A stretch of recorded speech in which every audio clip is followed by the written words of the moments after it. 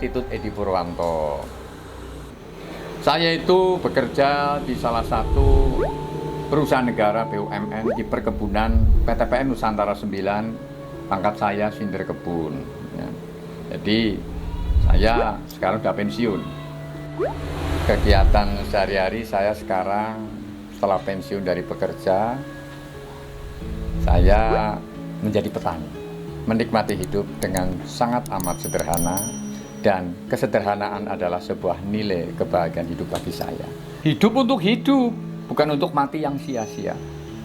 Itu filosofi saya, istilahnya moto saya dalam kehidupan sejak dulu. Hidup untuk hidup, bukan untuk mati yang sia-sia. Secara otomatis kalau untuk mati yang tidak sia-sia, ya berbuat baik, mendidik anak-anaknya, suruh ngaji, suruh sekolah, ya etika, sopan santun. Ya, agar tidak sia-sia, menghormati, mengakui tali silaturahim dengan saudara, dengan sahabat dan teman, akan menjadi surga. Ketika di sini ada surga, di sana dibangun surga. Saya menyapa penjenengan dengan indah, insya Allah dengan indah. Ya. Ini di sana dibangun, karena surga bukan hadiah, surga itu dibangun. Nah ini loh, ya.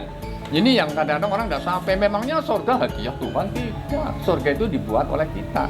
Bagaimana kita membuat surga di dunia dengan saudara, dengan teman, dengan sahabat, dengan karyawan. Ya. Ini, saya berusaha untuk tidak maki-maki orang. Karena bisa juga orang yang saya maki-maki, mungkin orang itu lebih mulia dari saya. Saya ngobrol sama istri, aku ingin buat sebuah pertunjukan. Bagaimana kalau saya itu dipotong saja lah, nanti upacara pertunjukan pocong saya dikubur hidup-hidup gitu. Ternyata mendapat sambutan hangat dari istri saya, iya seorang apa gitu loh. Sejak itulah saya melakukan pertunjukan-pertunjukan gila yang belum pernah dilakukan orang lain. Maka saya memberikan gambaran tari-tarian dewa, tari-tarian setan, tari-tarian Wisawa Gandurwo, gitu. Terus tari-tarian putri, tari-tarian dewi, terus punggawa-punggawa untuk meramaikan sebuah seni. Gitu saja. Pada saat itu saya ikut lomba menulis cerita Banyumasan, kearifan lokal yang ada. Alhamdulillah saya dapat nominasi juara saat itu. Namun ada pelaku lomba ikut cerita juga, namanya Cowongan, tapi tidak bisa memperagakan. Ceritanya bagus, tapi tidak bisa memperagakan sebuah atraksi. Berteaternya tidak. Ya maaf sekali, saya ini belajar teater waktu saya masih kuliah, ini orang teater, jadi terperagakan. Nah, saya tertarik dengan naskah itu. Saya mau minta, namanya Pak Kahudi. Mas Kahudi, tolong kalau diizinkan naskahnya buat saya ya. Oh, enggak apa-apa. Saya pelajari mantranya. Bagus banget. Nah, ketertarikan awal itu. Lalu, wah kalau begitu akan saya buat sebuah pertunjukan. Nah, Cowongan itu bukan tradisi sekarang. Itu dari tempo dulu yang dilakukan oleh nenek moyang Banyumas, sebagian dari nenek moyang Banyumas di daerah yang saat kemarau tidak ada air. Itu ketika kemarau panjang namanya Cowongan. Itu upacara, ritual, sebuah ritual. Lalu belum ada petunjuk kitab, maka dia mengarang sebuah doa dengan penuh nilai sastra. Jadi nenek moyang kita itu sastrawan besar yang tidak pernah belajar di perguruan tinggi jurusan sastra. Ya, ini ternyata ngarang untuk upacara ritual dengan tembang-tembang yang indah, bahkan ngobong kemenyan saja menggunakan mantra yang sangat indah.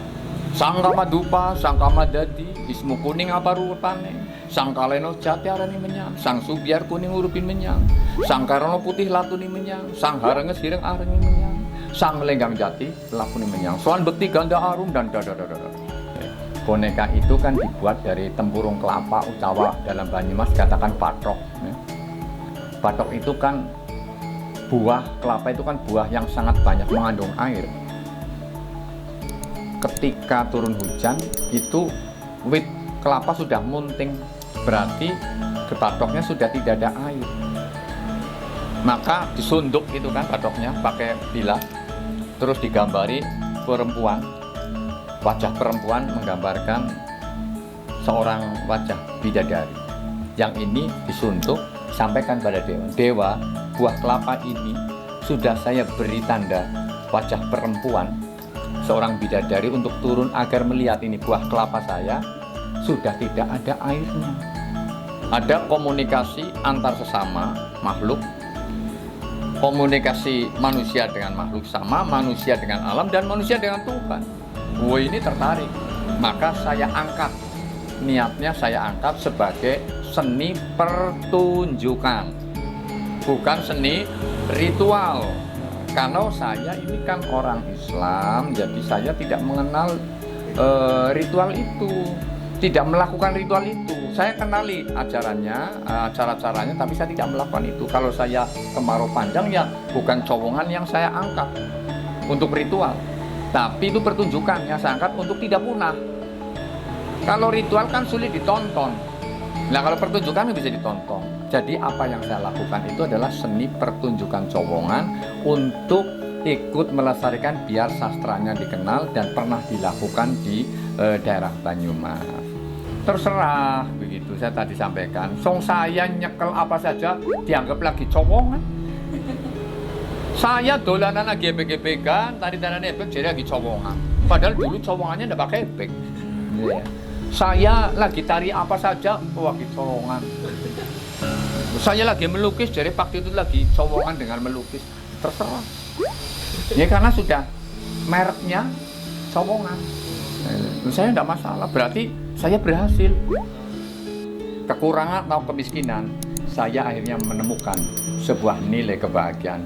Di dalam kesengsaraan atau kemiskinan secara materi, ternyata di dalam hati saya menemukan surga rohani yang luar biasa. Dan saya lebih mengenal dalam hidup dan kehidupan ke depan.